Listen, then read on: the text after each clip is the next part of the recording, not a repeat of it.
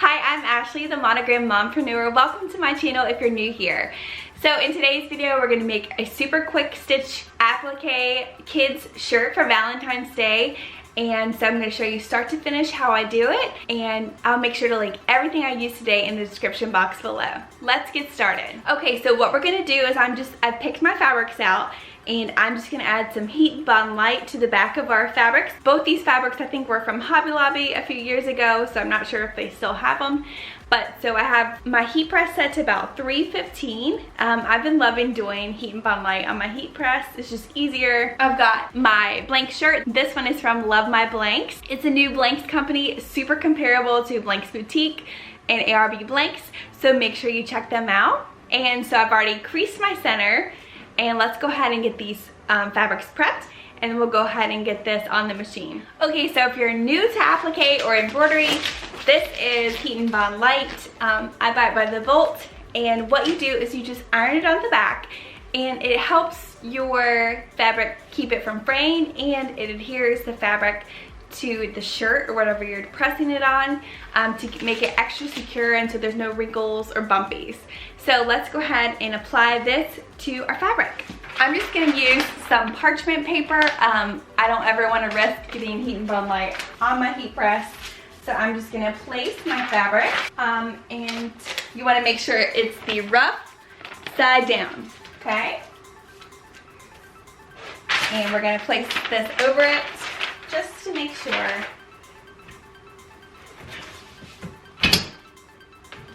And we're going to do like 10 seconds. So figure out, you'll know when it is adhered.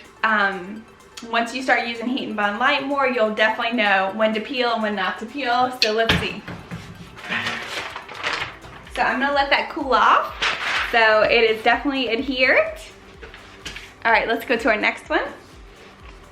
Got my little fabric. I'm just using a scrap piece of fabric for this one.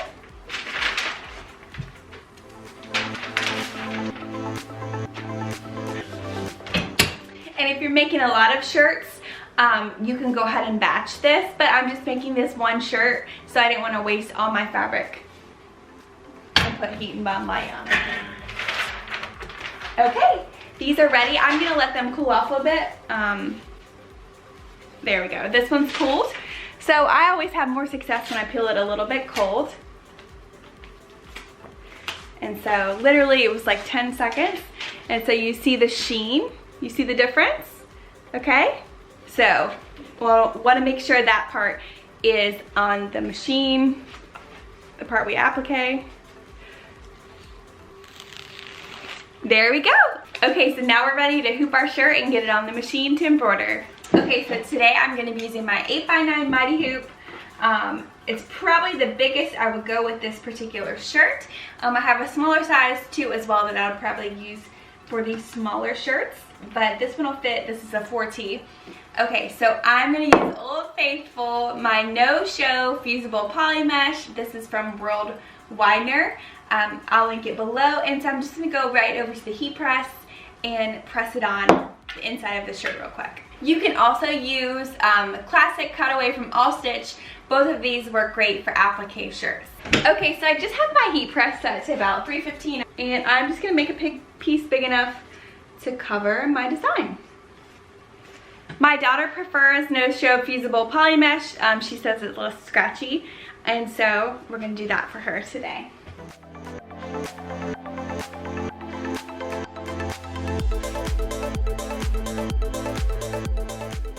You want to make sure the shiny side is down. That's where the glue is.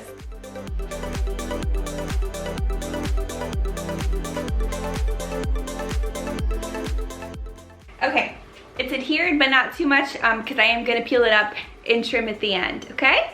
So I just did like 5-10 seconds. All right, let's go ahead and hoop this. Okay, so next what we're going to do is we're going to turn it back inside out. So I found my center line, and for applique shirts, I like to go about an inch and a half down from the collar, okay? Yeah, I'll probably go about an inch down.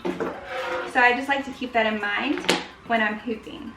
Okay, so you're gonna place the right side down. Oh, this is gonna be a tight squeeze, but I think it's gonna fit, okay? So I'm actually gonna push this part up.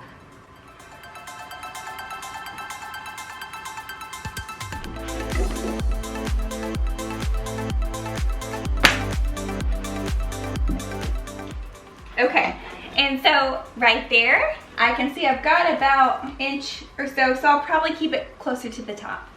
All right, let's get on the machine. Okay, so the design I'm using today is from Alphalicious Designs, and I'll link that one below. It's just a 3-heart blanket stitch applique, so it's gonna be super quick.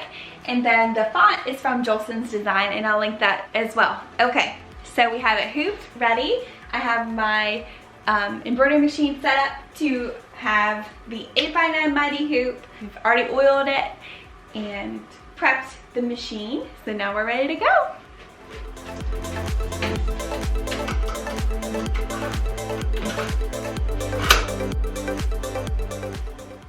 Always want to make sure you don't get the back with the shirt on the hook, okay? We're gonna trace it. I'm going to the very top, like the dotted line of like, oh, don't go past here. That's where I'm going.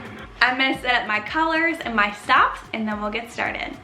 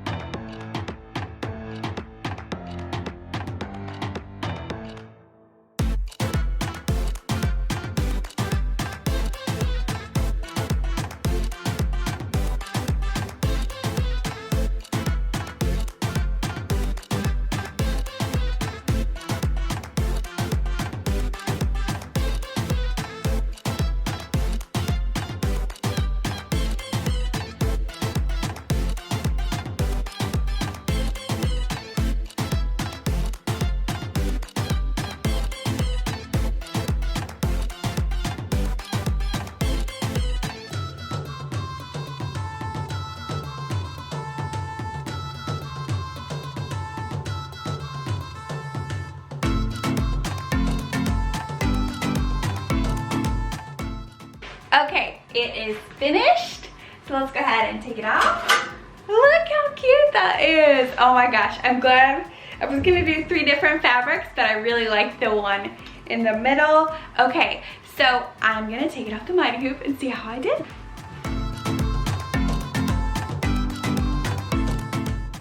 Oh my gosh, it looks awesome. Okay, so there it is. How adorable. So now what I'm gonna do is I am gonna go in and just trim up some of this mess back here, and I'm gonna gently pull up this part, and I'm gonna trim around it, and then we're gonna add tender touch and finish it off with the heat press.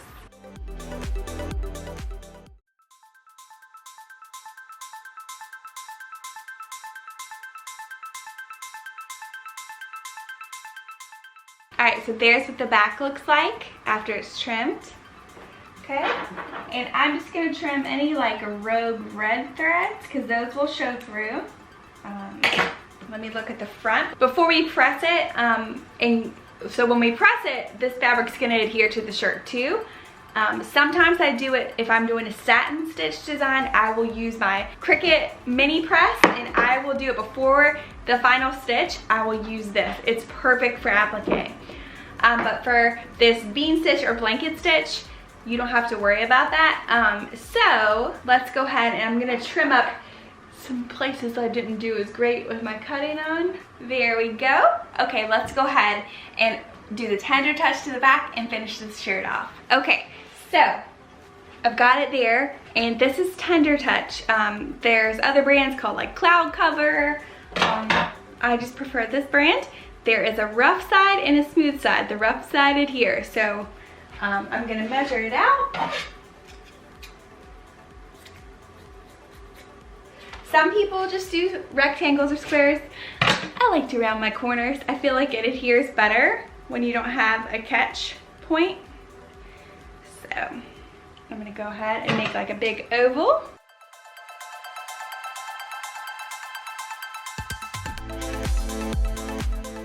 Perfect. Okay, so rough side down, smooth side up, and I did put my tea powder underneath.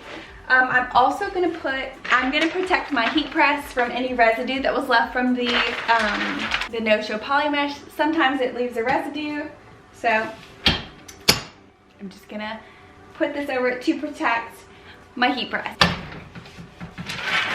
Okay, 10 to 15 seconds, it looks good. And now I'm just gonna do the front to finish it off and make sure that heat and bond light is nice and good. And out of caution, I'm just gonna use my Teflon sheet just to protect it.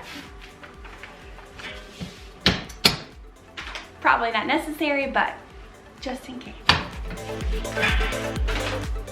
So here is the final product. Look how adorable. Such a quick stitch out, and I just love it. The floss font goes excellent with this like blanket stitch. Okay. So I will link everything I used today in the description box below, including the font, the shirt, the blanks from Love My Blanks, the MELCO. If you are interested in a MELCO, contact Ron either through my link or you can text him. He'll be happy to talk with you about the MELCO and if it's the right fit for your business or your crafting journey. Please make sure you are subscribed. If you're not, what are you waiting for? And until next time, thank you so much for watching. Bye for now.